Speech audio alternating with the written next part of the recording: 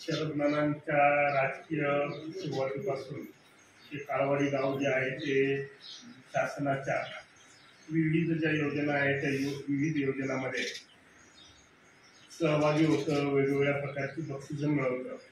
बक्षिसं मिळवणं हा फक्त पैसे मिळवणे हा उद्देश नाही, तर त्यामुळे जे गावचं आरोग्य आहे, सोयीसुविधा आहे त्या व्यवस्थित राहतात आणि नागरिकांचं जे आरोग्य आहे त्या ठिकाणी चांगलं राहतं.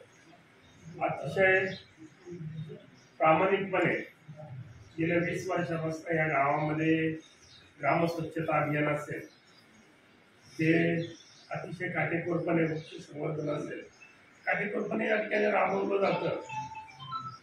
एक सांगावं असं वाटतं की गेल्या 4-5 वर्षापासून हे काळवाडी गाव हे राजकारणी लोकांच्या दृष्टीनं आमचं दुर्लक्षित झालेलं गाव आहे. एखाद्याला राग येईल कदाचित, परंतु राजकारणी लोकांच्या दृष्टीने काळवाडी हे गाव दुर्लक्षित झालेलं आहे असं मी म्हणेन.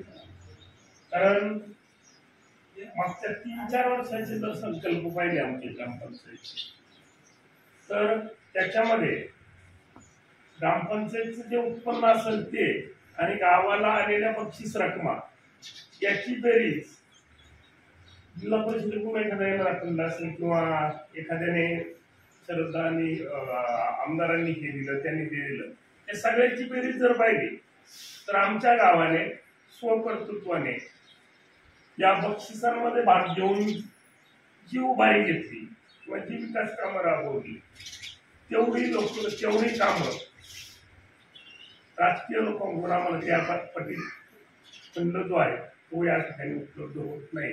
ही खंत आहे. त्याच्या मागं भरपूर प्रयत्न केले गेले, भरपूर वेळा भेटी घेतल्या, हे घेतलं, पण आम्हाला टोलॉटोलीची उत्तरं दिली जातात ते मात्र आम्हाला न उलगडलेलं कोण आहे. असो, आमचा जो गाव आहे हा पूर्णपणे महाविकास आघाडी बरोबर राहणार आहे. सरांनी सांगितलं की 820 मतदान झालं, त्यातलं 620 कोल्हे साहेबांना गेलं.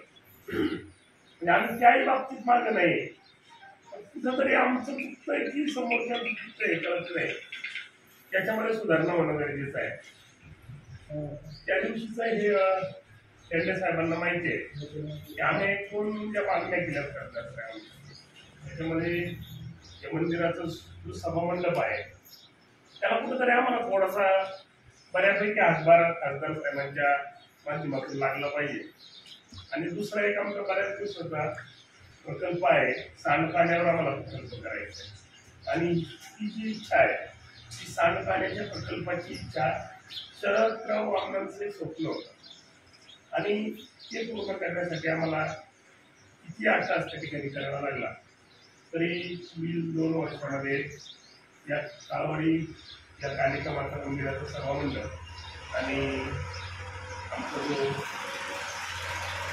प्रकल्प आहे तो प्रकल्प आम्हाला या गावामध्ये मार्गी लावायची. तरी थोडंसं तुम्ही म्हणलं आपल्या वतीने मोठ्या लोकांकडे काही जर हे करता आलं साहेब तर आमचा हे कमी पडतो त्यांच्यापर्यंत, गावा का आमचा कमी पडतो. ही सर्व बाबे ही थोडीशी संबंधितांच्या कानावर घालावी. आपण ही जी महाविकास आघाडीची जनसंवाद यात्रा गावागावातून जात आहे, निश्चितच आताच्या ठिकाणी स्वागत होत जाईल. आणि मला वाटतं त्यांना सगळ्या शक्ती जर एकत्र आल्या तर अवघड असं काहीच नाही.